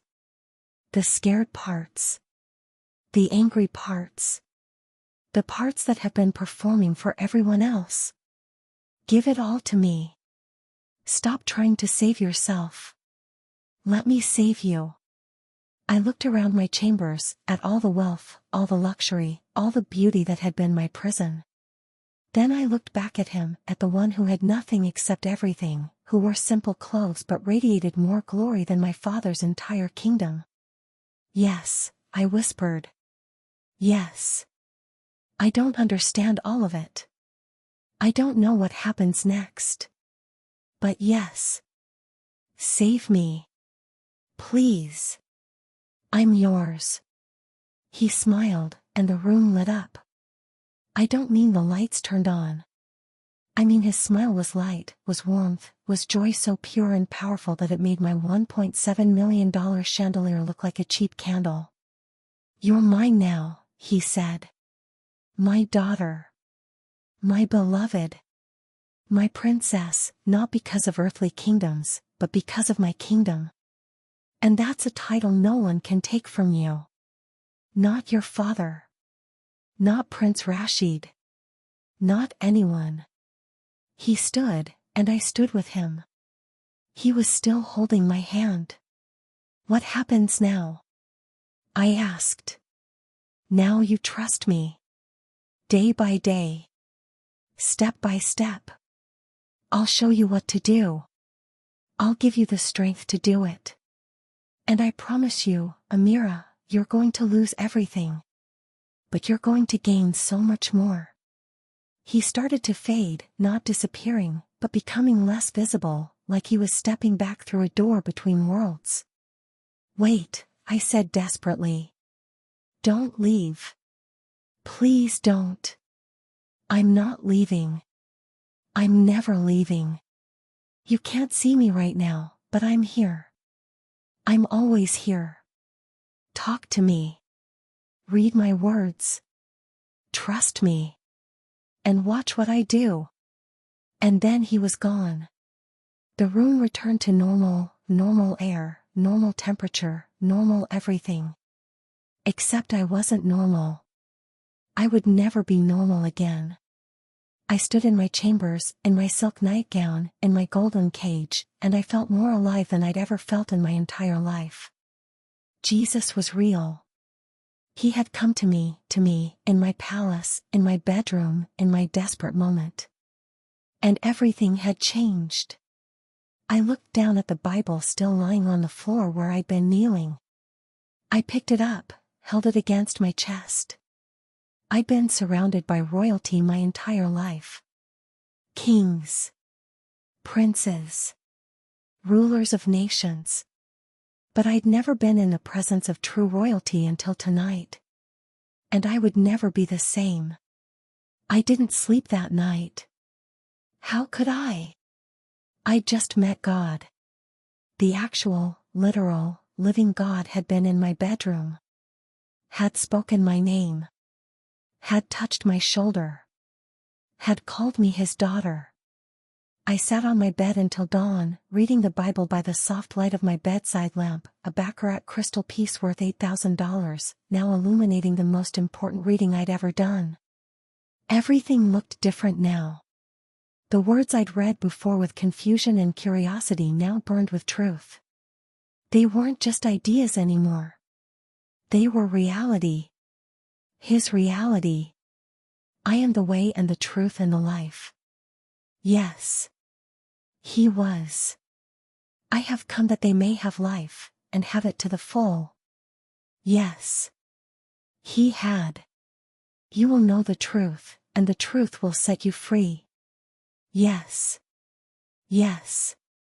Yes. I was free. For the first time in my 22 years, I was free. Not physically, I was still in the palace, still engaged to Prince Rashid, still under my father's authority.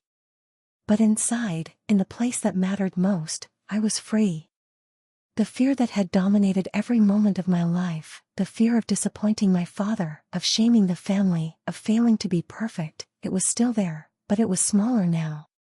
Because something bigger had taken up residence in my heart. Jesus. The call to prayer sounded at dawn, far, the prayer I'd done 10,000 times. I heard the muezzin's voice echoing through the palace sound system, Allahu Akbar. Allahu Akbar. But I didn't go to the prayer room. Instead, I knelt beside my bed, on that ridiculously expensive Persian rug, and I prayed to Jesus. Not in Arabic. Not in formal, memorized phrases. Just talking. Jesus, I don't know how to do this. I don't know what to say. I'm new at this. But you told me to trust you. So. I'm trusting you. Please show me what to do. Please give me courage for whatever is coming. Please. A knock at my door interrupted me. My heart seized. Had someone seen something? Did they know? Had a servant overheard me praying? Yes. I called, my voice shaking slightly. Princess Amira, your father requests your presence in his office at 9 a.m. My blood went cold. My father never requested anything. He commanded. And when he phrased something as a request, it meant something serious.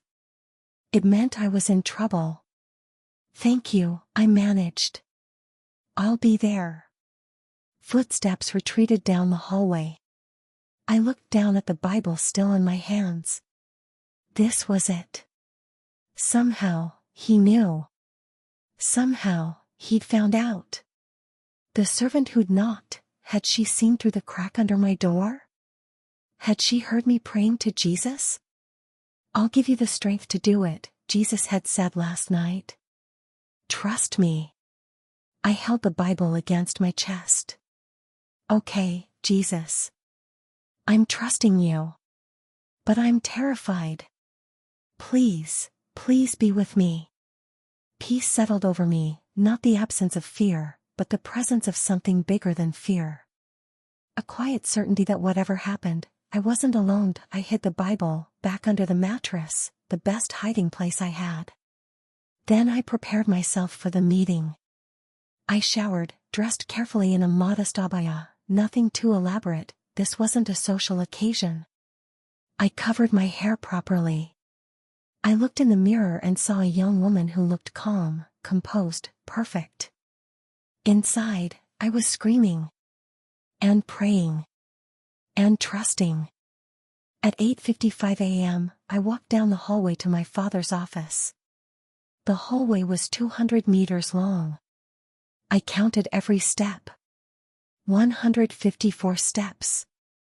Each one heavier than the last. Each one closer to, what? Execution? Imprisonment? Forced marriage moved up to next week instead of 2 months? I passed the portrait gallery, my ancestors, kings and princes, and 3 days in that tower room felt like 3 years.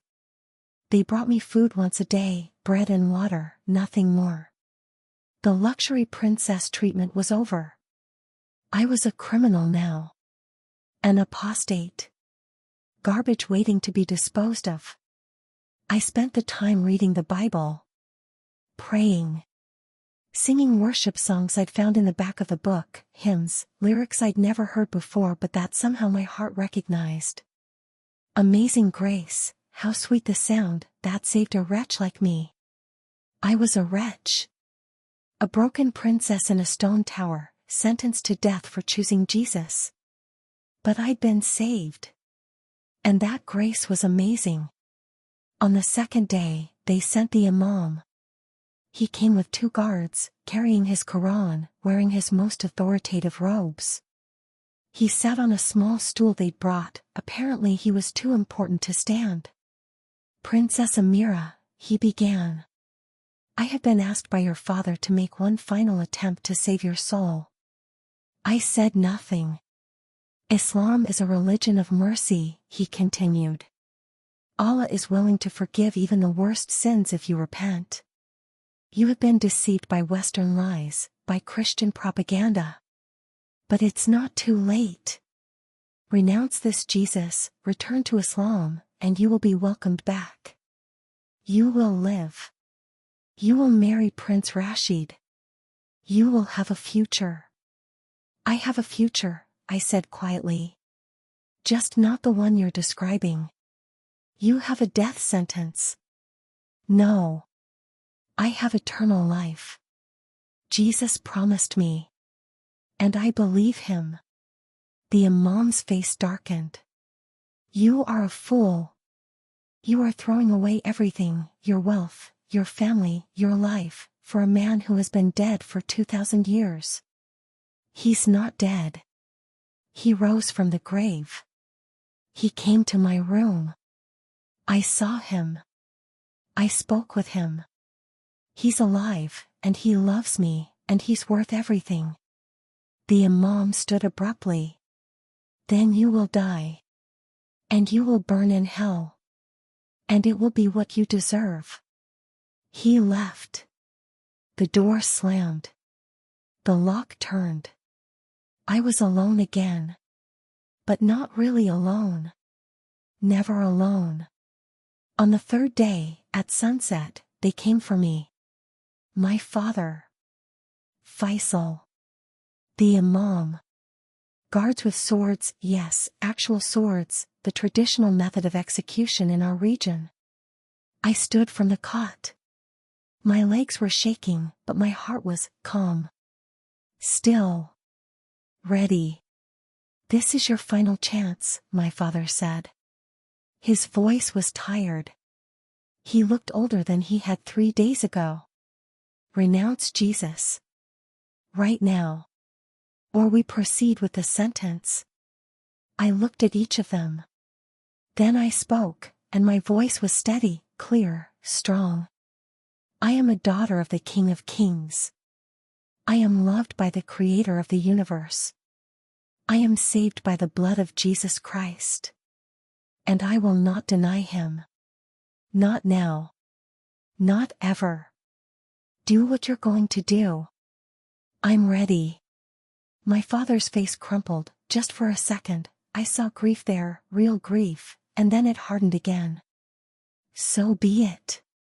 Take her to the courtyard. But before the guards could grab me, something happened. The door burst open. A woman ran in, breathless, panicked. I recognized her. Maryam. One of the palace servants, a Pakistani woman who'd worked in the kitchens for 20 years. Your Majesty, she gasped. Your Majesty, please, you must stop this. How dare you interrupt, my father began. The American embassy, she blurted. They know. They know about the princess. There are diplomats at the gate. There are news cameras. CNN is here. They're demanding to see her. They're threatening sanctions if. My father went pale. International attention. Media.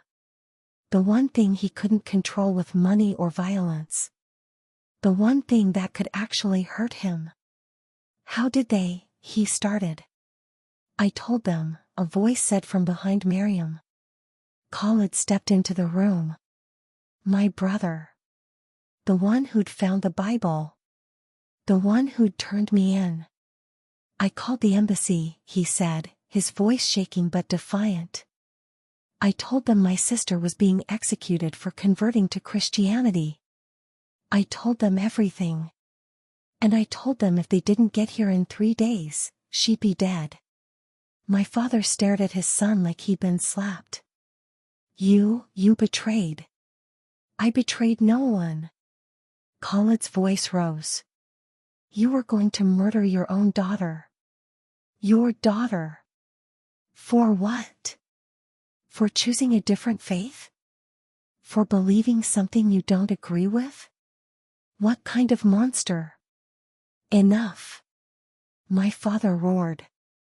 Guards. Arrest him. But the guards hesitated. Because they could hear it now, voices from outside. Lots of voices. Chanting. Cameras. The unmistakable chaos of international media descending. Miriam spoke again, quickly, Your Majesty, they're demanding proof of life. They want to see her. Now. Or they're calling for sanctions. The American ambassador is threatening to freeze your assets. The British embassy is involved. This is international now. My father stood there, trapped. For the first time in his life, his absolute authority meant nothing. The world was watching. And even kings can't kill their daughters on camera. He turned to me, his eyes full of rage and something else, defeat. You will leave this country, he said, his voice shaking with barely controlled fury. Tonight. You will never return. You will never contact this family. You will never use the Al-Rashid name. You are dead to us. Do you understand? Dead. I understand, Baba. Don't call me that. I have no daughter named Amira. He turned to Miriam. Get her out of here. Through the back. Take her to the embassy. And if I ever see her face again, international cameras or not, I will kill her myself. It happened so fast. Miriam grabbed my hand. Come, quickly, before he changes his mind. Khalid stepped forward. I'm coming too. I'm done with this family. I'm done with. You will stay, my father said, his voice deadly calm. You are my son. You will face consequences for this betrayal. But you will stay. Khalid looked at me, his eyes full of tears. I'm sorry, he whispered. I'm so sorry for turning you in. I was scared. But I couldn't let them kill you. I couldn't. It's okay, I said, squeezing his hand quickly. Thank you. Thank you for saving my life. Gio, my father roared. Miriam pulled me out of the room, down the tower stairs, through back corridors I'd never seen before, servants' passages, hidden routes through the palace. We ran. Through kitchens where staff stopped and stared. Through storage rooms. Through a door I didn't even know existed. And suddenly we were outside. In the back gardens. In the dark. A car was waiting, not a Rolls-Royce or a Bentley, but but an old Toyota, dented and worn. Real. Normal. Get in, Miriam said, jumping into the driver's seat. I got in. She started the engine. We drove through a service gate, past guards who'd clearly been told to let us through. And just like that, I left the palace. Left the only home I'd ever known. Left $400 million in inheritance.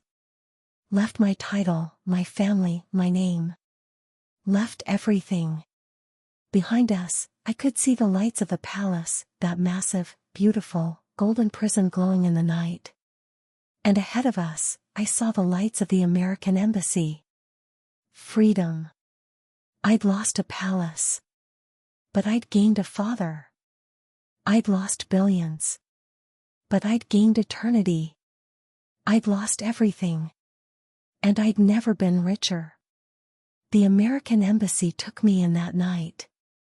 I remember walking through the gates, real gates, not gilded palace gates, just functional metal barriers, and feeling the strangest sensation. I was wearing a simple white abaya, no jewelry, no designer labels, no markers of royalty. I had nothing. Literally nothing except the Bible pressed against my ribs and the clothes on my back. And I felt like I could finally breathe. They processed me quickly, diplomatic asylum, emergency protection, expedited visa. The embassy staff were professional but kind. A woman named Sarah, probably in her 40s, with kind eyes and a gentle voice, led me to a small room. You'll be safe here tonight, she said. Tomorrow, we'll arrange your flight out of the country. You can't stay in Saudi Arabia, you know that, right? I nodded. I knew. If I stayed, my father would find a way. International attention only protected me for so long. Eventually, the cameras would leave, the diplomats would move on to other crises, and I'd be alone. And then I'd be dead. Where will I go? I asked. We're working on that. Several countries have offered asylum. The UK, Canada, the US. You'll have options. Options. I'd never had options before. My entire life had been decided for me, where I lived, what I wore, who I'd marry, how I'd die. And now I had options. Thank you, I whispered. Sarah smiled. Get some rest. You're safe now. She left, closing the door softly behind her. I sat on the bed, a simple twin bed with plain white sheets, a thin mattress, a pillow that had seen better days. Nothing like my $100,000 mattress with Egyptian cotton sheets. Nothing like my silk curtains and crystal chandeliers and Persian rugs. It was the most beautiful bed I'd ever seen. I lay down, still clutching the Bible, and I wept. Not from fear. Not from regret. From relief. From overwhelming, impossible, miraculous relief. Thank you, I whispered into the darkness. Jesus, thank you. You saved me. You actually saved me. You promised you'd be with me, and you were. You promised I'd lose everything, and I did. But you were right, I've gained so much more.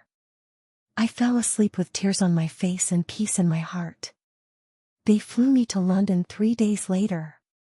Private flight, arranged by the British government. Apparently my case had become international news. Saudi princess converts to Christianity, escapes execution was on every news channel, every website, every front page. My face was everywhere. My story was everywhere. My family released a statement. The individual formerly known as Princess Amira is no longer associated with the House of al-Rashid. She has brought shame upon herself and dishonored our family. We do not recognize her claims, and we consider her legally and spiritually dead. Legally and spiritually dead. My mother had meant what she said. I was erased. Deleted. removed from the family tree as if I'd never existed. It should have destroyed me. In some ways, it did. I grieved, deep, wrenching grief for the family I'd lost, the mother who wouldn't speak to me, the father who'd been willing to kill me, the brothers I'd never see again. But underneath the grief was something else. Something solid. Something real. Freedom. London was grey and rainy when I arrived. So different from Riyadh, no endless desert, no blazing sun, no oppressive heat. Just clouds and drizzle and a cold that seeped into your bones. I loved it. They set me up in a small apartment in a neighborhood I'd never heard of. 2 bedrooms, and that was considered small. I'd lived in a palace with 287 rooms, and now I had 2 rooms. A kitchen the size of my former closet. A bathroom with a regular tub, regular faucets, nothing gold-plated or onyx. It was perfect. The church that had advocated for my asylum, an organization that helped persecuted Christians, sent a woman to help me adjust. Her name was Ruth, and she was in her 60s, with gray hair and a smile that could light up a room. "Welcome home," she said when she first met me. Home. I'd never had a home. I'd had a palace, a prison, a gilded cage. But never a home. "Thank you," I said, and I started crying again. I cried a lot those first few weeks. Ruth taught me everything. How to use British currency. I'd never handled money before, servants had always done that. How to take the tube. I'd never used public transportation, I'd had drivers and private cars. How to grocery shop. I'd never even been to a grocery store, chefs had prepared all our meals. "You're doing great," Ruth would say encouragingly as I struggled to figure out self-checkout machines or navigate bus routes. "It takes time. Be patient with yourself." Patient. I'd spent 22 years being perfect, being polished, being the ideal princess. Now I was learning to be human. It was harder than I expected. And more beautiful than I imagined. The church that sponsored me was small, maybe 100 people on a good Sunday. Nothing like the Palace Mosque with its gold dome and $1,000,000 carpet. Just a simple brick building, worn wooden pews, a cross on the wall, and people who actually seemed to care about each other. The first Sunday I went, I sat in the back, terrified. What if someone recognized me? What if my father sent someone? What if? A woman sat down next to me. She was probably in her 30s, with kind eyes and a warm smile. "First time here?" "Yes," I whispered. "Welcome. I'm Emma." "What's your name?" I hesitated. I'd been told not to use my real name in public, too dangerous, too recognizable.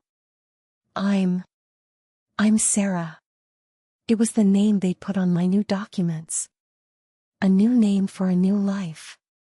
"Lovely to meet you, Sarah. You're going to love this church. The people here are wonderful." The service started. They sang songs, not in Arabic, not formal prayers, just songs. People singing to Jesus like he was there with them. Like he was their friend, their savior, their beloved. Amazing grace, how sweet the sound, that saved a wretch like me. I once was lost, but now I'm found, was blind, but now I see. I knew that song. I'd sung it in the tower, waiting to die. And now I was singing it in freedom, surrounded by people who'd never known my name or my palace or my wealth, but who loved the same Jesus I'd met in my bedroom. I cried through the entire service. After the service, the pastor, a man named David, probably in his 50s, with graying hair and eyes full of compassion, came to introduce himself. "You must be Sarah," he said, shaking my hand. "Ruth told us you'd be coming. Welcome. We're so glad you're here. Thank you for everything. For helping me. for advocating for me. 4. We didn't do much, he said kindly. Jesus did the heavy lifting. We just made some phone calls. Jesus did the heavy lifting. Yes. He did. He'd come to my room. He'd given me courage. He'd protected me. He'd orchestrated my escape. He'd brought me here. Would you like to be baptized? Pastor David asked gently. Baptized. I knew what that meant. I'd read about it in the Bible. The public declaration that you belong to Jesus. The symbol of dying to your old life and rising to new life in Him. Yes, I said immediately. Yes, I want that. We can do it next Sunday, if you'd like. In front of the church family. So everyone can celebrate with you. Church family. I'd lost my blood family. But I was gaining a new one. The baptism was the most beautiful moment of my life. They filled a tank at the front of the church, nothing fancy, just a simple baptismal pool. I wore a simple white dress, nothing designer, just something Ruth had helped me pick out from a regular store. Cost, £30. £30. I'd owned abayas worth $85,000. And this £30 dress felt more precious than any of them. Pastor David stood in the water, waiting for me. The church was full, more people than usual, Ruth said, because word had spread that I was being baptized. Not Princess Amira, no one here knew that name, knew that story. Just Sarah. A new Christian. A sister being welcomed home. I stepped into the water. It was cool, clear, clean. Pastor David smiled at me. Sarah, do you believe that Jesus Christ is the Son of God, that He died for your sins and rose again? I do, I said, my voice shaking with emotion. I do. And do you commit your life to following Him, no matter the cost? I thought about the palace I'd left. The family who'd disowned me. The $400 million I'd forfeited. The life I'd lost. And I thought about Jesus standing in my bedroom, calling me His daughter. About His hand on my shoulder in the tower.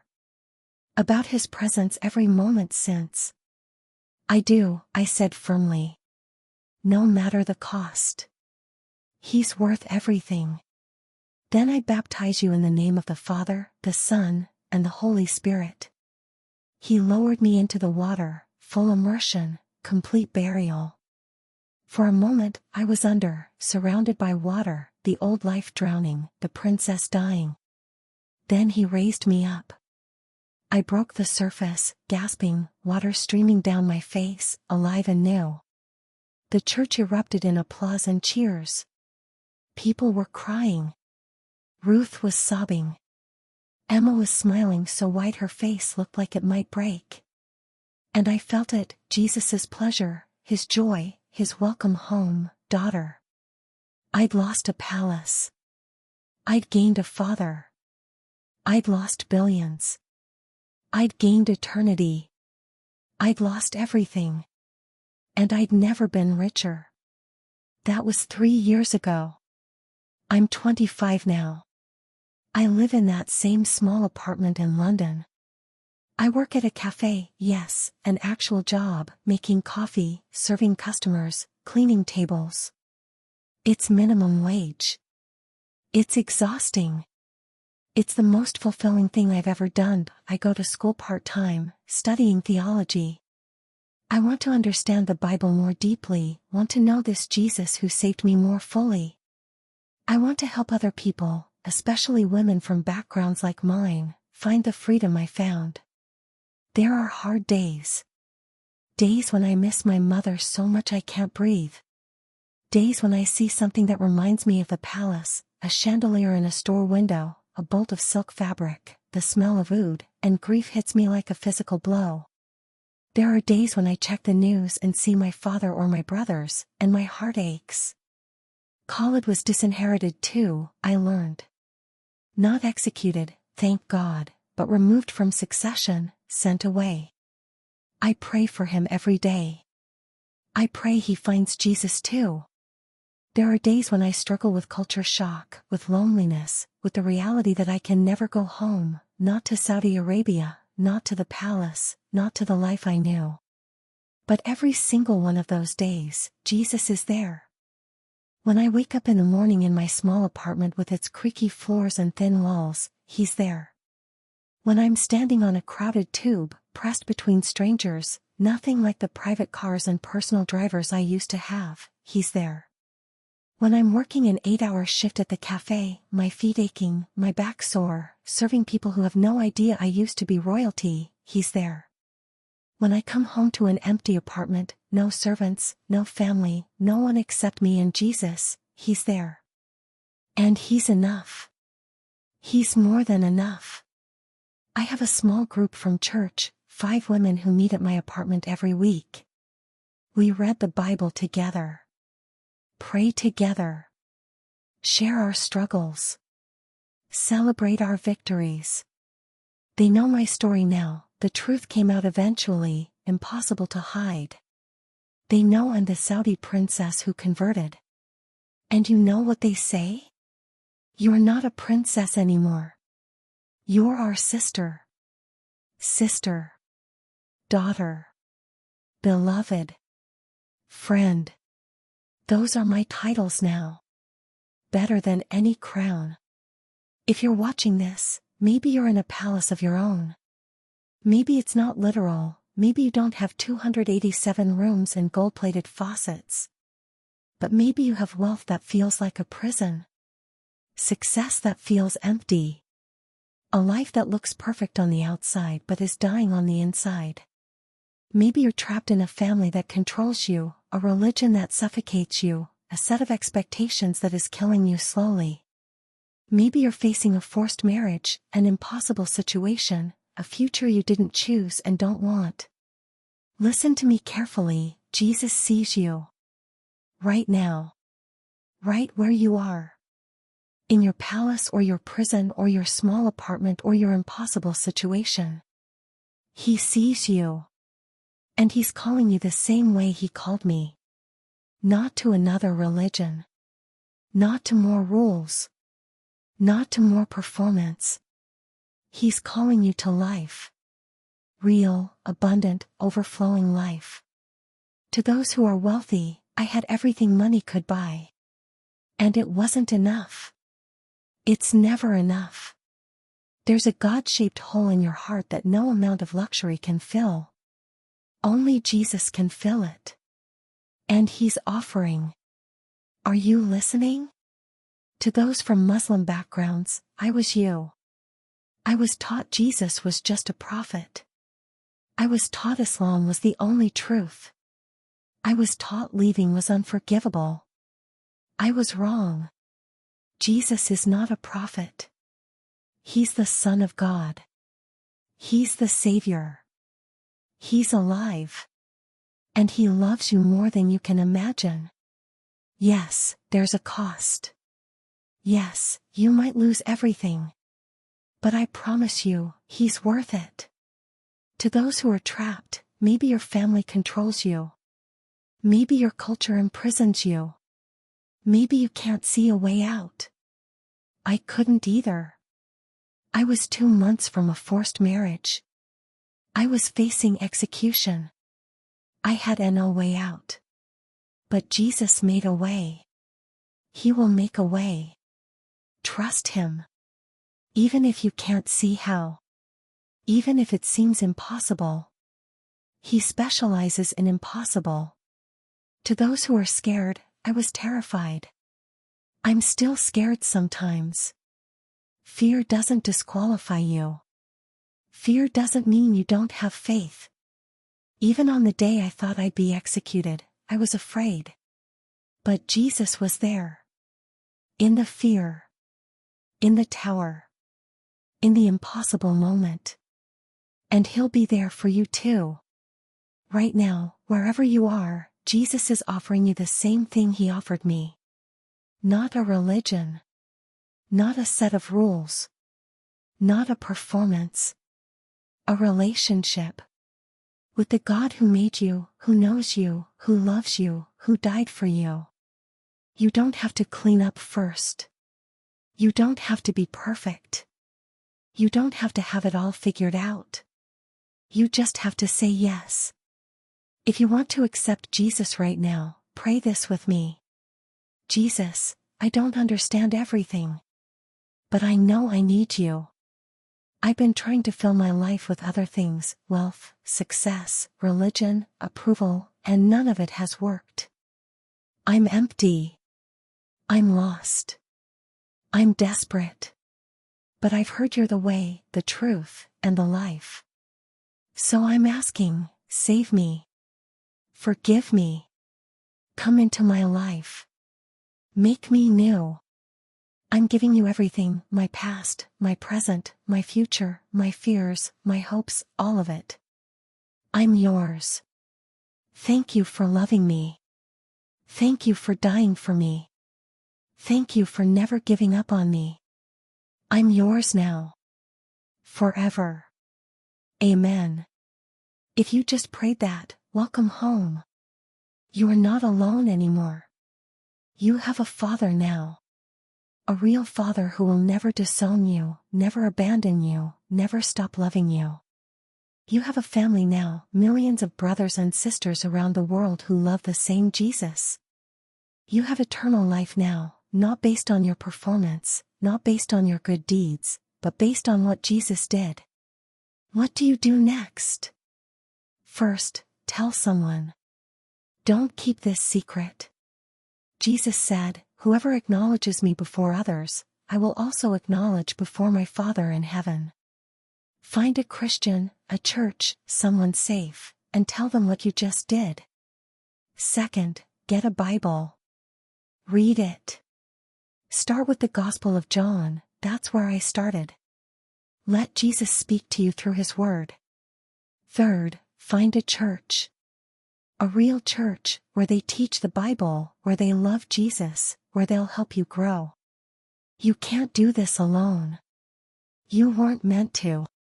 Fourth, pray. Every day. Just talk to Jesus. He's your Father now. Tell Him everything. He's listening. And remember, there's a cost.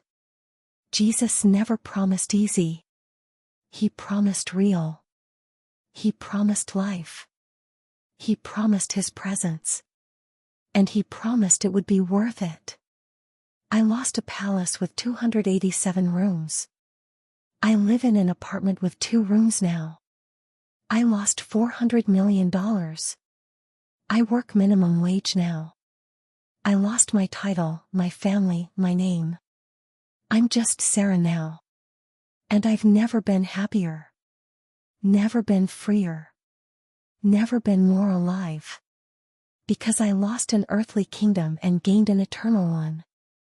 I lost everything that didn't matter and gained the only thing that does. I lost my life and found life. Jesus is calling you. Right now. What will you say? Will you hold on to the palace, the wealth, the approval, the safety, the life you know, and die slowly inside? Or will you lose it all and gain everything? I know what I chose.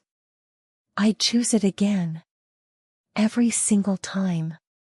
Because He's worth it. Jesus is worth everything. If this testimony touched you, if you prayed that prayer, if you have questions, please reach out. You're not alone. There are people ready to help you take the next step. Jesus didn't save you to leave you alone. He saved you to bring you home. Welcome home, beloved. Welcome to the kingdom that can never be taken away.